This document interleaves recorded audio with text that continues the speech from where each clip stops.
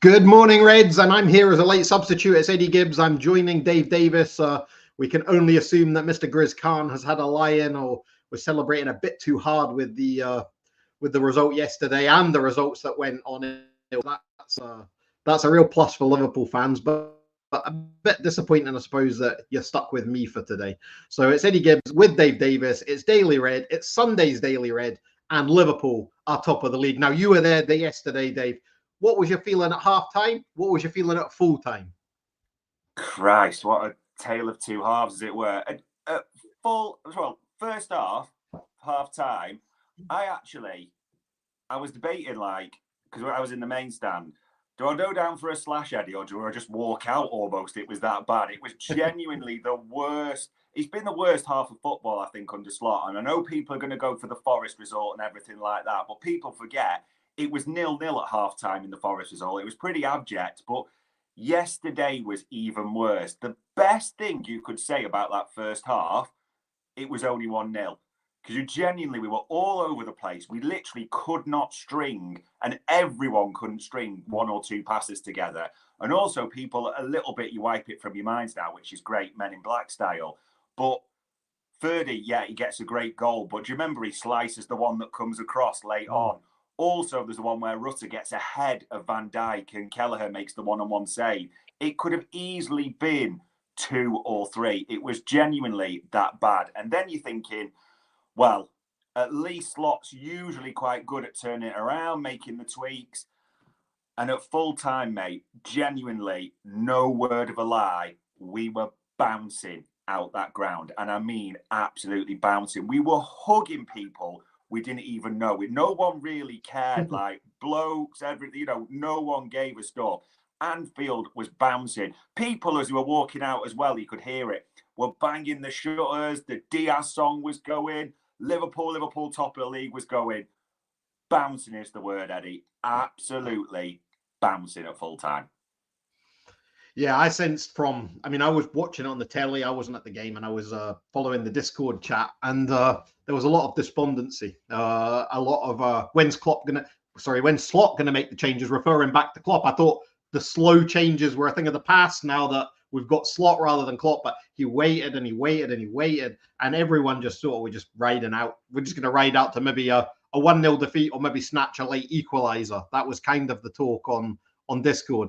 And everyone was kind of gutted, obviously, with Man City being 1 down, then 2 down, Arsenal having already lost earlier in the day, and everyone's wondering where this is going. You know what I mean? Why aren't Liverpool able to seize on this with a home game against Brighton? We're the ones that should have, with all due respect to Brighton, we're the ones that should have won yesterday. You know what I mean? So it was very much like that. Now, Slot afterwards in his comments and on the pitch afterwards finally seemed to see what Anfield was all about. I mean, we've heard this talk all season about how quiet Anfield's been. Now, this one you could pick up on the TV, you could pick up from the videos that were coming through on TikTok and Twitter and all this sort of stuff. The fans really seemed to show up yesterday. I mean, where were you sitting yesterday? How noisy was it?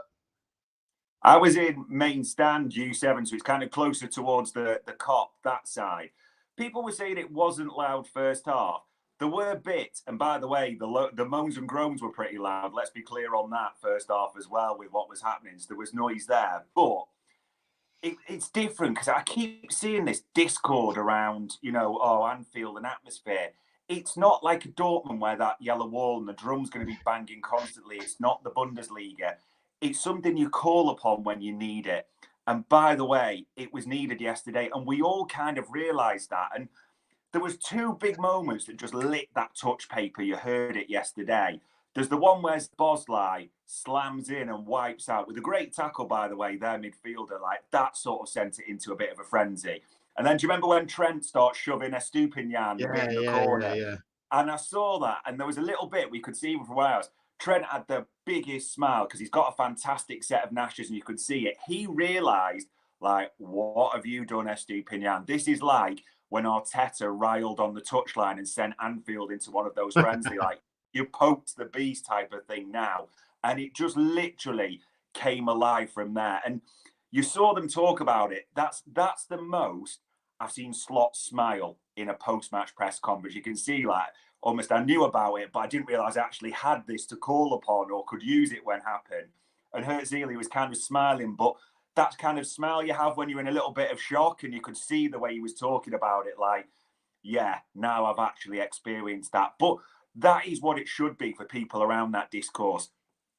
It's not special, Eddie, if it's every single game, is it? Then it's just standard. The power of Anfield is something that should be used when it's needed.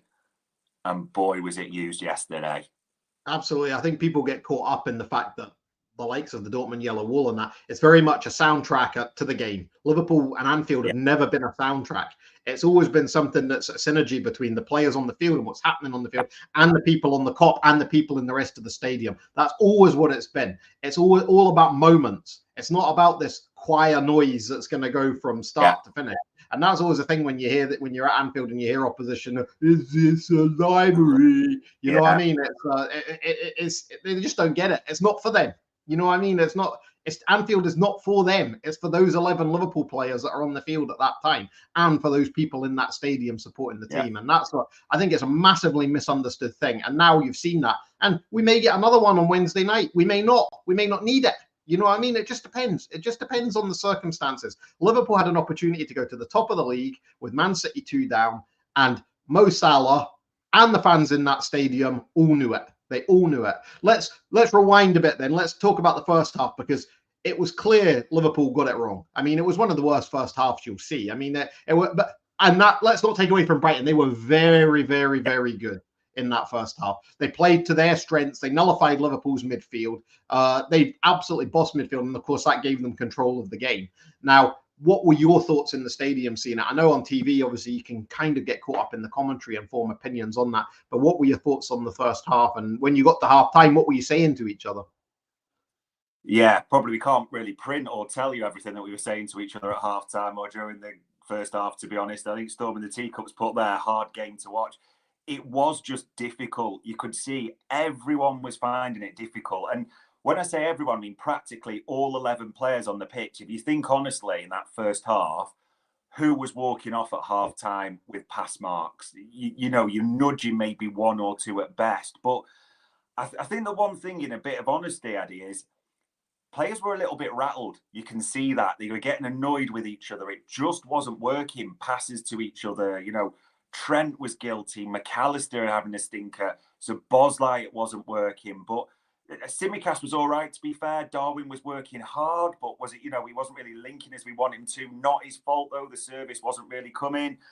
You were really looking and thinking, what is going on? As I said, that the best thing I could say at half time was, thank God it's only one and he can get them in and reset. But even usually Virgil, who's completely unflappable normally, you could see he was losing the ball. He was passing it to random places, just making bad decisions. It was infecting everyone, so to speak. So, yeah, the best thing about that first half is it finished, and it just makes the finish even sweeter, doesn't it, eh? It does. Now, obviously, there was that change at halftime with Ibrahima Konate going off and Joe Gomez coming on, and it was almost like the rebirth of Joe Gomez. But there were a few candidates for man of the match. So who nipped yours? For me personally, it was Joe Gomez, because that was the thing that changed the entire game.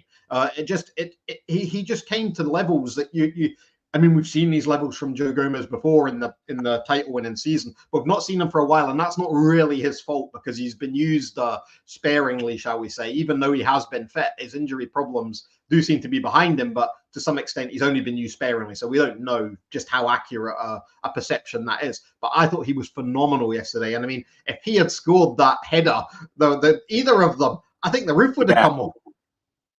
Yeah, it was. It was literally the set piece. It was suspended in time, where he's the only one in. All that was missing was a spotlight shining down on him in that regard. That was all that was missing. But the best thing I can say is, and I didn't genuinely think I could say this by full time, there were candidates. That was the main thing, Eddie. You look and you think, okay, Salah.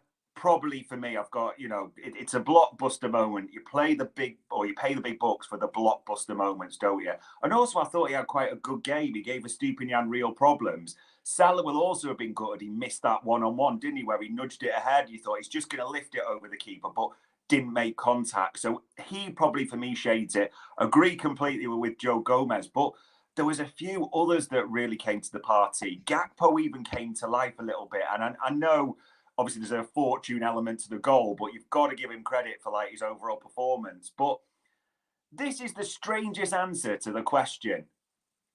The substitute collective were the men of the match for me. I just thought, really, the three substitutes, well, I know four, even Endo, because he comes in with his gum shield and he starts slamming around late on when we need it as well. So the substitute collective were the men of the match for me. If I'm picking one, Salah's who you pay the big money for. And by the way, if Richard Hughes and Michael Edwards, anyone's listening, maybe just put a blank piece of paper in front of him and just get a signature. We will deal with the details later, but unreal from so many.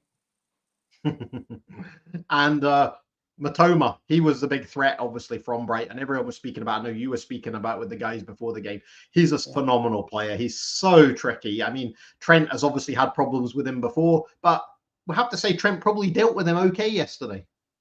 Yeah, absolutely. It was a tale of both ways for Trent because, yeah, you're right. We called it out before the game. He almost got, they've had probably a few nightmares or sleepless nights about Matoma because he has got the better of him in previous games. You can't, debate that at all. Yesterday, going forward as well, Trent, there was a few passes misplaced. He wasn't the only one, don't get me wrong, but it wasn't happening. But going the other way, I thought he was brilliant, Eddie. The amount of times he just read Matoma, and even in the sort of worst case scenario, yes, he might give away a corner. Yes, he might, make something. But Matoma never got the better of him. And I think it was telling that late on, he comes off, doesn't he? And Adingra comes on. And Adingra cuts inside a few times. But let's just be clear, that's cutting inside because he realises he wasn't getting any change out of Trent. And for all your Nevilles, your Keanes, and everyone spouts that nonsense, I guarantee you, absolutely no one at all will mention the quality of Trent Alexander-Arnold's defending yesterday. But Simon Rimmer, actually, the celebrity chef, he talked about it, said he'd spoken to Trent, had a little conversation. And Arne Slot had talked to me even about just twisting his body like 10, 15 degrees and angles. There's so much that he's worked upon. I don't really care what they're doing, but it worked 100% yesterday. Yeah, I saw some criticism of Trent. I mean, I know Dave Hendrick criticised him a little bit in post-match Raw afterwards, and it was more about his on-ball, obviously, than his off-ball. But yeah. I think you have to accept that if he's got a job, a containment job of a player like Matoma, who he's had problems with in the past, then obviously that's going to nullify some of his creativity and on-ball play. It wasn't the game he was playing yesterday. He was playing as a traditional right back. So I think you have to accept that some of that creativity and some of that spark that Trent normally has to take a bit of a back seat because Brighton's main threat had to be nullified. Yeah, absolutely. His role is, and I know he inverts and he did a bit yesterday before people jump on this, but he's a right back. His principal job is defending. The rest is obviously an incredible extra from Trent. But in terms of his job and the threat that Brighton possessed, which, I mean, they're a great team, like you say. They really impressed me yesterday. We've got to be honest about that. But Matoma was their main threat. Trent nullified it. Got to give him credit for that. And let's talk about the subs then, because that was the second half. And as we said at the top of the show, we were nervous. I think we were all nervous, both inside the stadium and watching on TV. Certainly the Anfield Index Discord community was absolutely cataplegic about when are these changes going to happen. I thought this was a thing of the past. I thought this was a Klopp thing. Where are Slot's changes? There was even reference to obviously that Ipswich game and the change that he made at half time.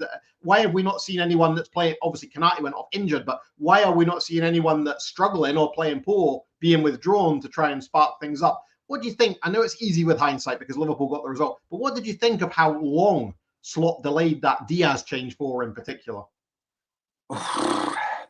It's one of those that he will always argue, well, I got the result, didn't he? And, he'll always have that in his pocket as the trump card, as it were. I was thinking that, I have to be honest, because we've seen, and I don't mind this at all, I really like this characteristic that he has at times. At top level elite sport, you need to be ruthless. You know that, Eddie. Sometimes it's about the result. Well, it's all about the result, and people's feelings have to take a back seat at times. And at halftime, yeah, the whole Kanate thing, you were thinking Joe Gomez, and we'll come to that literally later. But I was thinking, like, this is the time to make a few decisions and just, rattle a few cages. And when they all came out, I was thinking, okay, yes, Gomez is coming on. That's an enforced one. But we best see better from a few. In defence to a few, I think quite a lot improved. I don't think McAllister had a good game particularly. I thought that was a right call to bring him off. It was interesting that Darwin came off, didn't he? And he brought, Gakpo more into the middle, sort of alternating weirdly with Diaz on the left, but Diaz, works so well. So it works. I'd probably, for me, it's easy to say I would have probably changed them earlier, and no one could have had any complaints if he'd made more changes at half-time. But when the results like that, I'm not going to complain too much. Yeah, it's easy with hindsight, it really is. I mean, we have to accept that he's the man in charge of Liverpool Football Club. He knows far better than us fans, but it was galling. It really was. And I got to the point where I thought to myself, I'm going to go walk the dog and I'm not going to pay attention to the score until I come back. It's just like, I'll see what happens. It was one of those days. And then, of course, the goal came and it's like, then you're absolutely glued. You're sitting on the edge of your seat and then Salah's one comes and you're like, boom, we're back. You know what I mean? It was like, it was wicked. It was an amazing experience to watch that. So let's talk about Salah. I know there was a bit of debate on your Red Alert show the other day about the importance of Salah and the importance of getting that deal signed. And it's kind of one of those. I know David Lynch has said on podcasts with you in the past that he sees some, even in his opinion, I think, some reluctance to go to the 3 years that it's alleged that Salah would like. And I mean, Dave Hendrick's been on the opposite scale of that. He's almost been 2 years, great. You're not going to see much regression within 2 years in all likelihood. And 3 years, if you have to suck that up, then look at the service that the guy's given you. You know what I mean? If the legs do fall off in that third year, then you take that one on the chin. Where do you stand on this Salah contract? I think he is literally just making the case on his own. If Salah actually gets involved in his negotiations at all with Rami, if he's got any sense, what he'll do is he'll just wheel in like the sort of laptop projector and he'll just play his goal contributions this season. He really will. I mean, he's on 16 already. I mean, we talked on Red Alert how many and how important they were in October. Look at yesterday, Eddie. He's absolutely the match winner. No two ways about it at all. He's the match winner. And I think, as someone said the other day, if you take out Salah's goal and assist from October or recently, I think we've got like 2 points. Realistically, there's only a few games he's not hitting it. He is so central. The evidence is just there to everything we're doing at the moment. And do you know what? For 3 years, and I kind of understand a little bit of the logic of where people go the decline. I totally understand that. But I am now literally on the side of, I always wanted it signed. My perfect scenario was 2 years with, if you hit certain metrics in that second year, it triggers a third automatically. That would be the perfect scenario for me. But if it has to be 3 years and that's what he wants, so be it. Because even a 70% Mo Salah is Liverpool's best attacker right now, isn't he? And the thing that you're noticing is, yes, he's maybe not as quick, but his creative brain is so impressive. And at the same time, he just brings others into play. You know there's going to be a role for him. Blank piece of paper, write a number on there, put your signature on it. We'll deal with the details later. Simple as that for me. And of course, his song was loud. I mean, you could really hear that song beaming out, the Egyptian King. I mean, it was really cool to hear that in full flow again, sort of almost we're all bowing at the altar of the great Egyptian King. That was what it seemed. And it was one of those special moments. I mean, it was a throwback goal. It was the sort of goal we used to see, and it's great when they happen. It always reminds me when I see that one of the Roma game, the semi-final, you know what I mean? It was just, he just had them on strings, and I mean, that finish yesterday was so good. It was, honestly, Roma. And the other one from the 17-18 season that it reminded me of, when he got that double against Southampton, they were both kind of just those curlers into it. It literally was like the ghost of sort of 17-18 where it was back in play. But this one, this is terrible to say, and I'll say it to my shame. Bologna was like, yes, he still got it in his locker.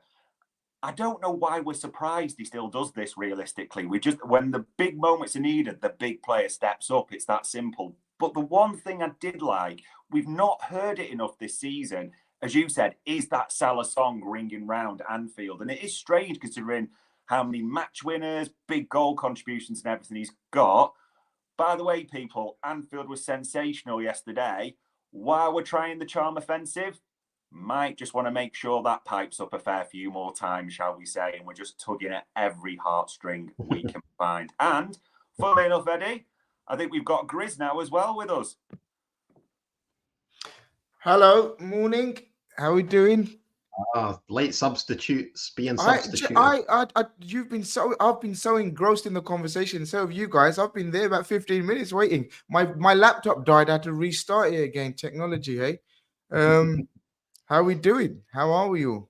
We're very good. I mean, we've gotten loads of feedback on yesterday's game. I know you were there yesterday, and you had a bit of shenanigans, obviously getting back down to Luton on the with the public transport. But other than that, I hope you had a good day. No, that doesn't spoil it. Nothing could spoil yesterday.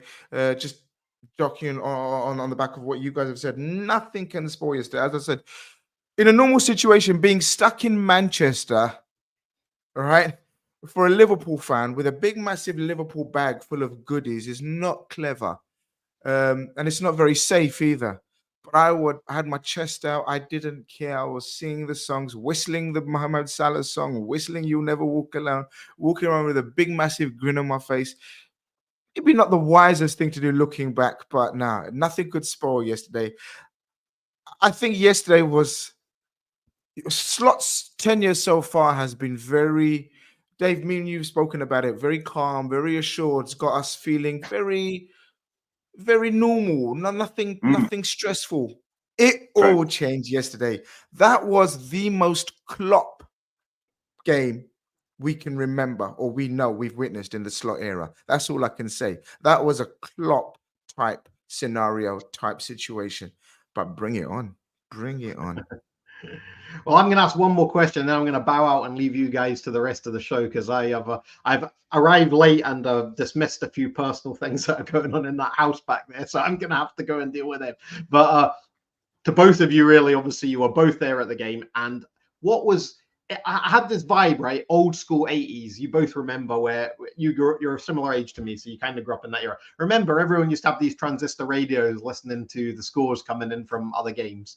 And obviously, we don't have that anymore, and younger fans aren't used to any of that anymore because we have the internet, we have this instant technology that gives us these things. But City lose, Arsenal had already lost. And just to top it all off, the Blues lose as well. So that must have added to that cauldron of euphoria inside that stadium yesterday.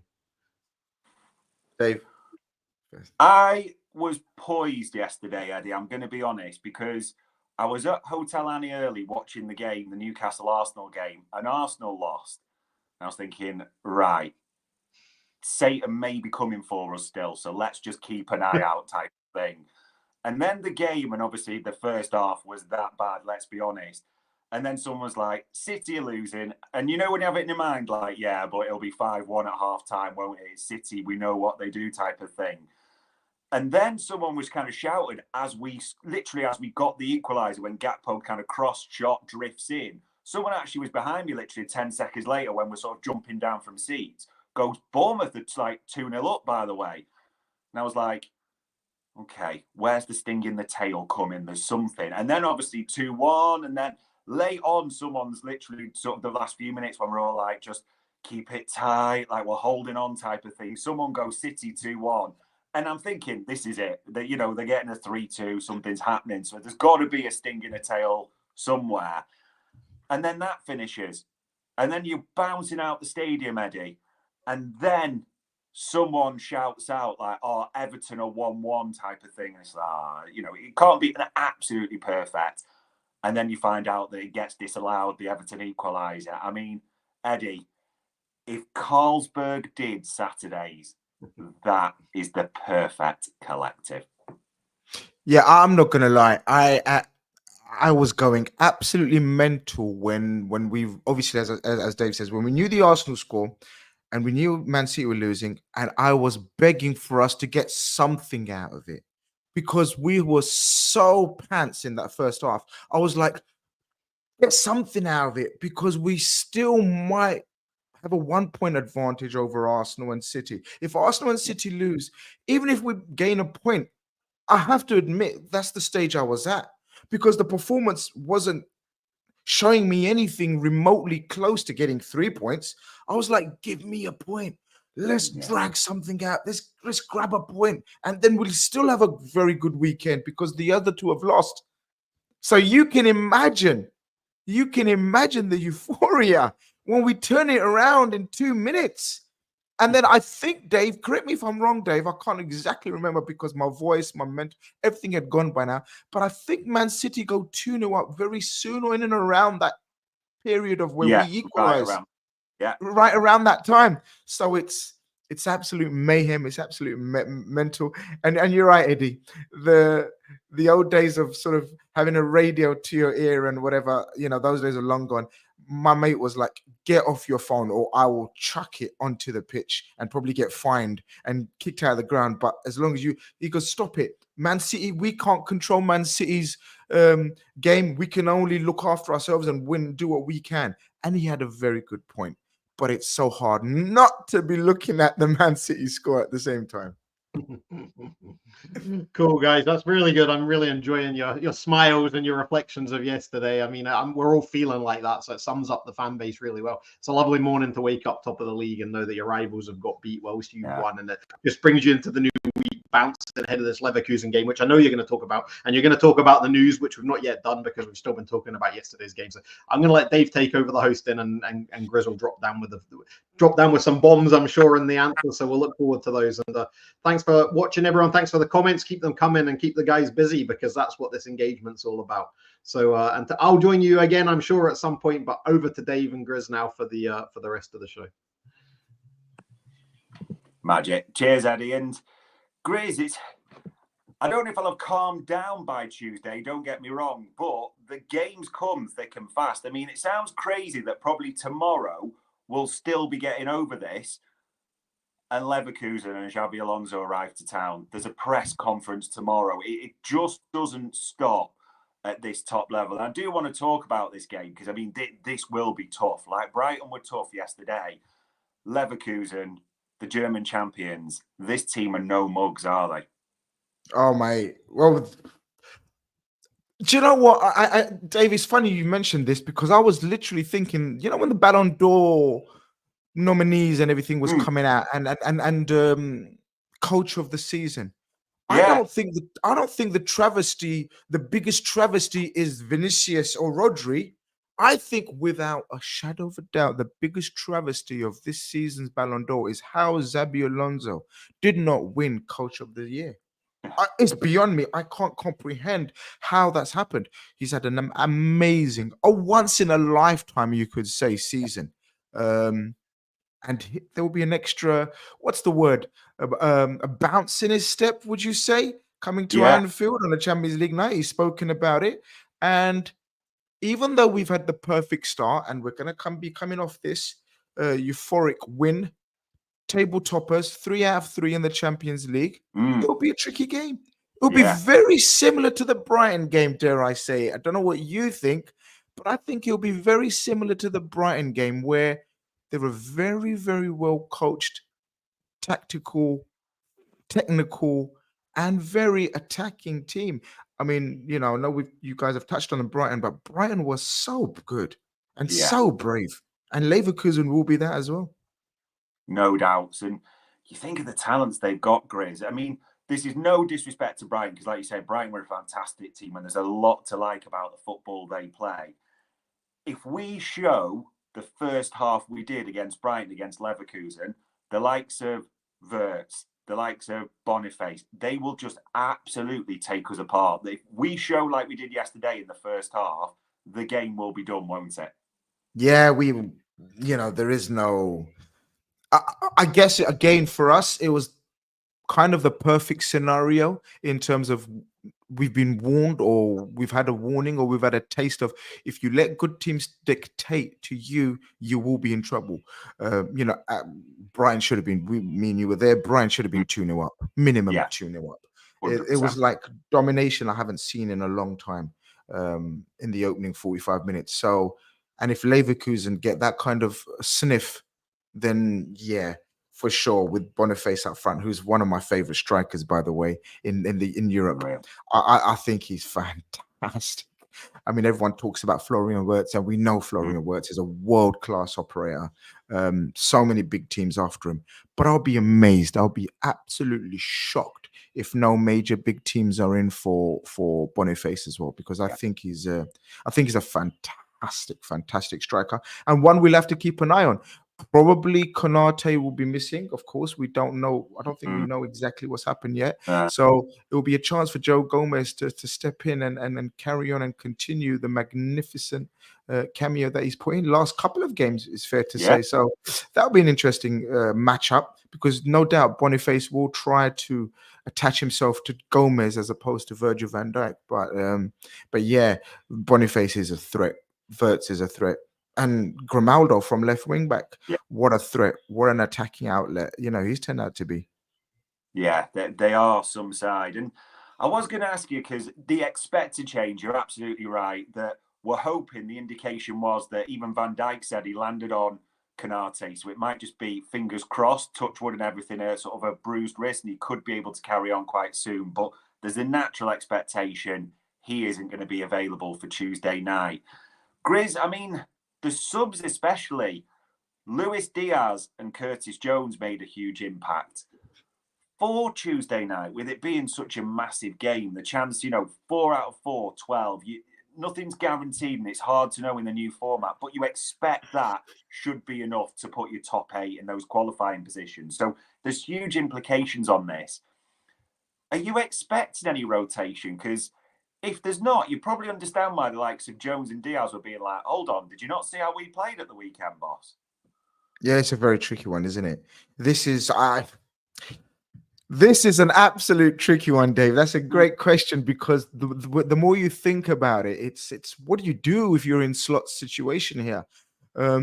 Obviously, the fan base will be split in terms of what we should do, and every fan base of every club thinks they know better or they know best.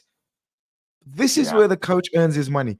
No doubt Slot has earned his money in the first, on Saturday. I thought he was magnificent in his tactical tweaks and his changes at halftime. But again, in terms of picking the right team moving forward in the next few weeks, it's going to be very delicate, very sensitive in terms of the small tweaks that need to be made, that people need to be rested, rotated, recharged. We have got a bit of an injury list with squad players, Elliot, Jota, Alisson, to name a few on the top of my head. Chiesa, that's 4 very important, very crucial squad stroke first teamers.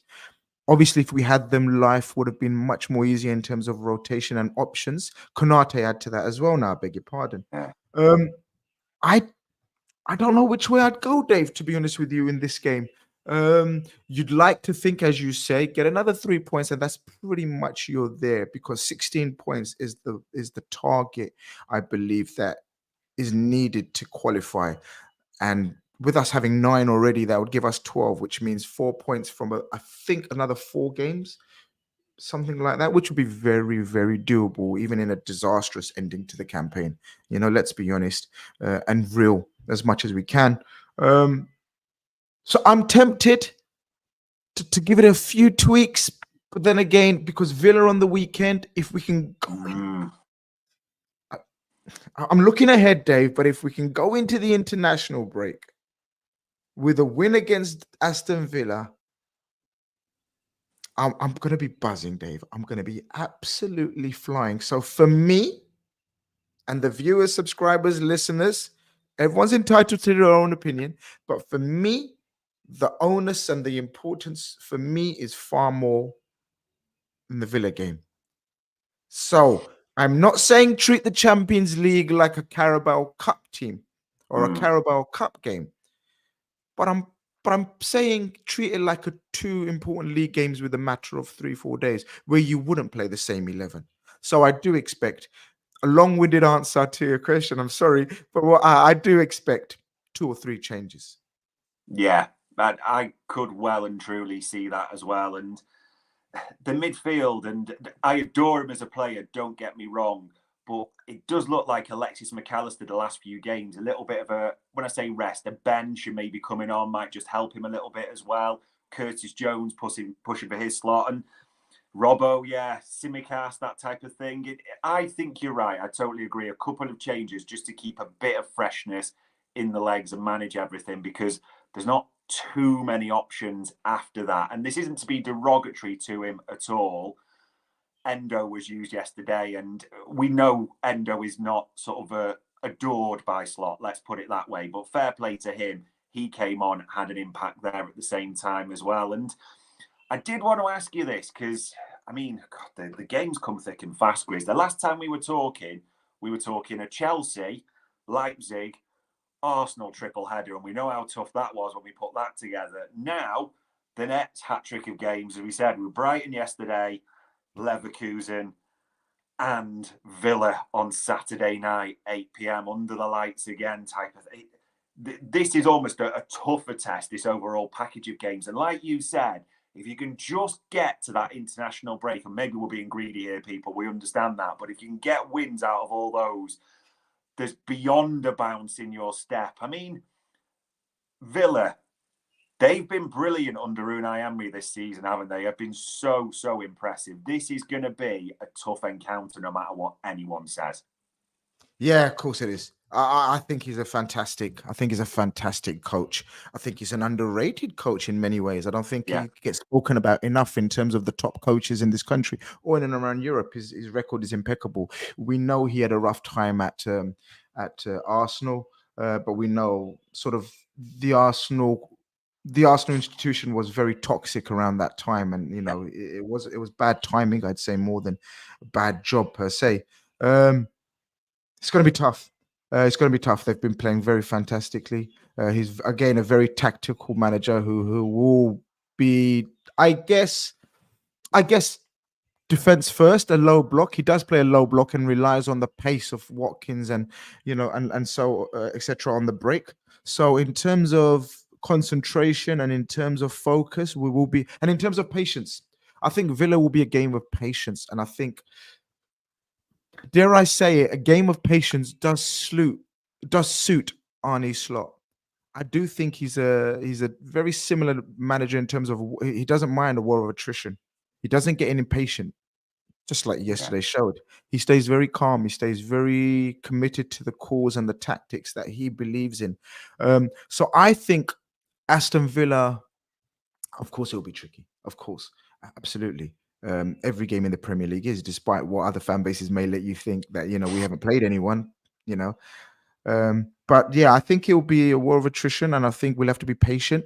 Of course, we can't again be as sort of complacent we were. I don't know if complacent's the word, but sort of not very efficient on the ball. We've got to be more efficient on the ball. It was very unlike Liverpool yesterday in terms of our composure on the ball and giving passes away. I've never seen us be so bad on the ball in a long time.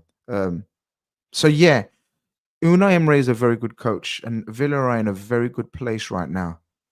But they also have got a Champions League game in midweek.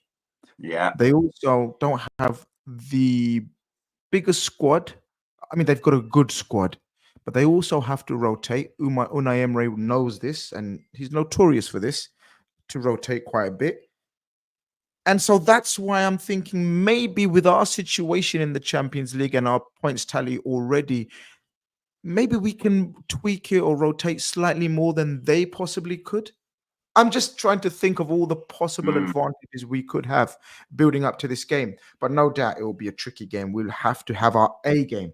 We can't have our B or C game for this. It's Champions League, and then straight to a very, very tricky game against Aston Villa. And like I said, and like you said, if we're able to get 6 points out of the next two games in the different competitions, Dave, we will have had probably one of the best starts to a season that I can remember, probably equaling on a par, not equaling, but on a par in terms of, if you take all things into consideration, the great Premier League start to the campaign where we had practically the league won by Christmas.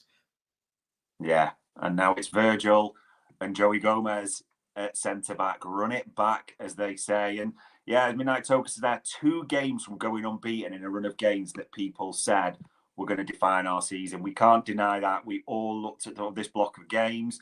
Touch wood, so far, it is going to plan. And the final thing I want to ask you, Grizz, because naturally we talk about any off-the-field things, and people like us, no doubt, you are absorbing every bit of content you can get, aren't you? The interviews, we've probably watched Salah's goal about 86,000 times.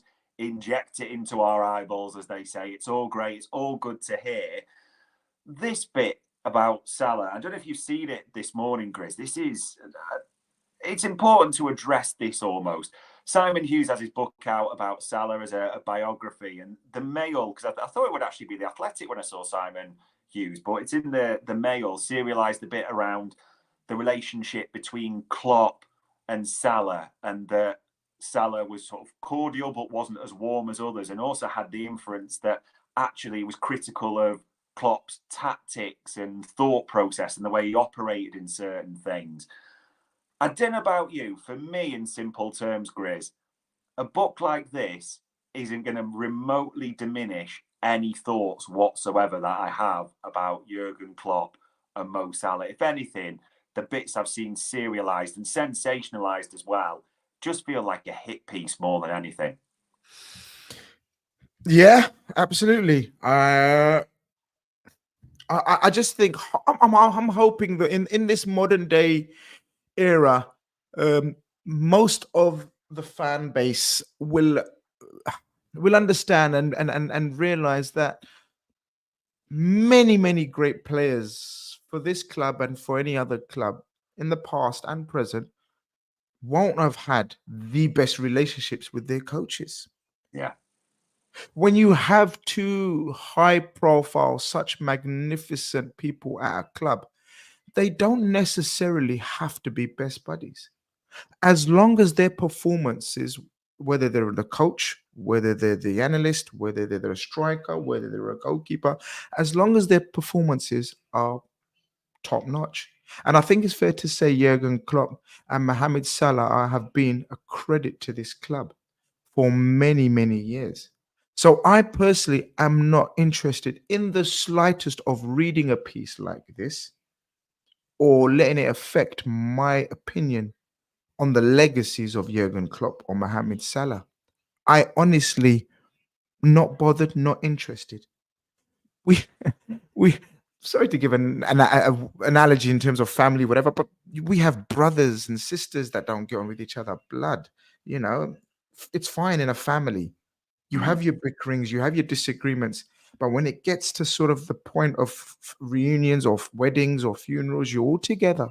Just like Liverpool, just like Jurgen Klopp and Mohamed Salah, when it comes to match day or a match final or a crucial time of for a club, they get together and they performed on the pitch in terms of Salah, off the pitch and the coaching, Jurgen Klopp. They never had a public spat. They had the odd little tantrum on the pitch again, like all the magnificent players in the world have had with their coaches. Your Messis, your Ronaldos, your Suarez's, whoever you want to mention, your Lewandowski's, they've all had a little hoo-ha on the pitch if they've been subbed off on or not subbed off, subbed off or not subbed on, or whatever the case may be, or dropped. It's nothing major. It's nothing new. And it will continue long into the histories of football and the future of football, where players are unhappy at certain situations with their respective coaches. For me, and I've got a lot of time for Simon Hughes. We follow each other on Twitter. Whatever, it's fine. It's no problem. I can imagine some people would be interested, but me personally, I'm absolutely not bothered or interested in the slightest. If they got on or they didn't get on, it's not a problem, not an issue. Yeah, and if you want a frame of reference, people, always remember, and I'm sure most of us have read Steven Gerrard's autobiography, said that there wasn't really ever a personal relationship with Rafa Benitez. He described them as two different characters who thought differently. Well, there was no relationship with anyone when it comes to Rafa. Does that take away 05 for us? Does that take away anything for what Rafa's done for our club on and off the pitch? No. It is very open that Rafa Benitez had zero relationship with any player. it may transpire that Arnie Slot is very much in the Rafa Benitez mode and not in the Jurgen Klopp mode. Will that have any effect on bearing on what we think of Arnie Slot if he brings home a Champions League or a Premier League or any other form of success? I don't think so. No, absolutely. It's all about results and the legacy at the end of the day. So yeah, nothing will change that. And the very final question, Grizz, Leverkusen at home Tuesday night, Saturday night, Villa at home. What are you predicting for both? I'm confident on the Leverkusen, Dave. I'm very confident on the Leverkusen. I think they can be got at, and they're so very cavalier in terms of, I think we can exploit it. I think obviously we'll change it up a little bit. Maybe Diaz and Jones. In fact, I'm probably certain Diaz and Jones will start.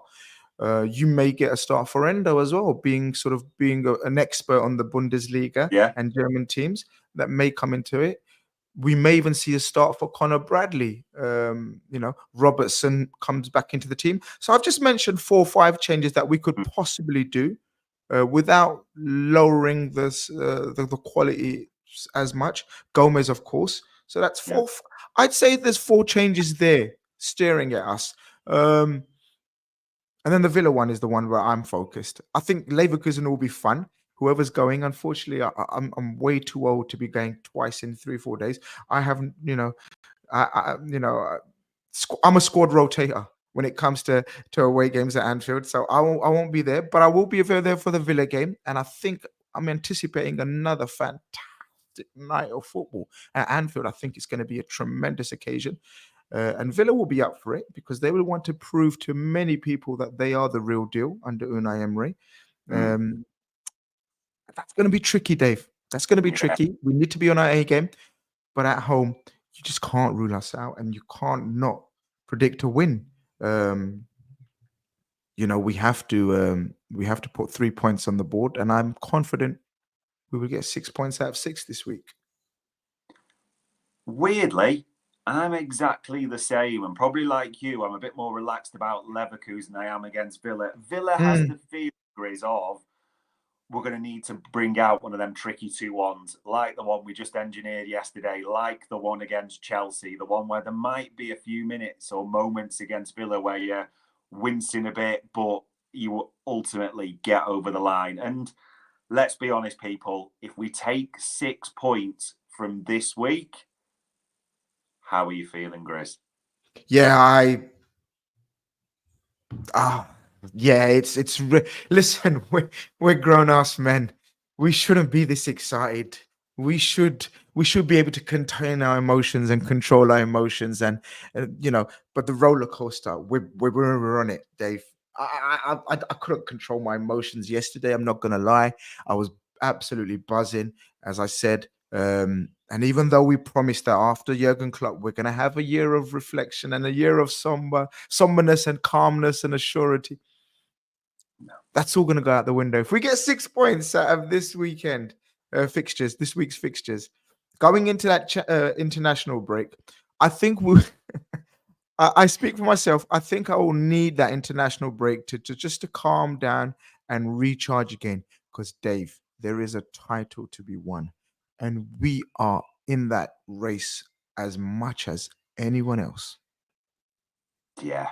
If it's 6 from 6, people, recharge your batteries, because believe us, it will be the eye of the storm. And Anfield twice under the lights will be absolutely electric. God, I'm nearly salivating just talking about this. Yeah, it's mad, isn't it? I mean, listen, we literally said last week, there's a calmness, there's assuredness.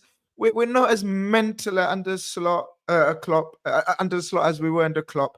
The tension, the nature of each game, be a do or die, has gone. Has it really? I don't think so.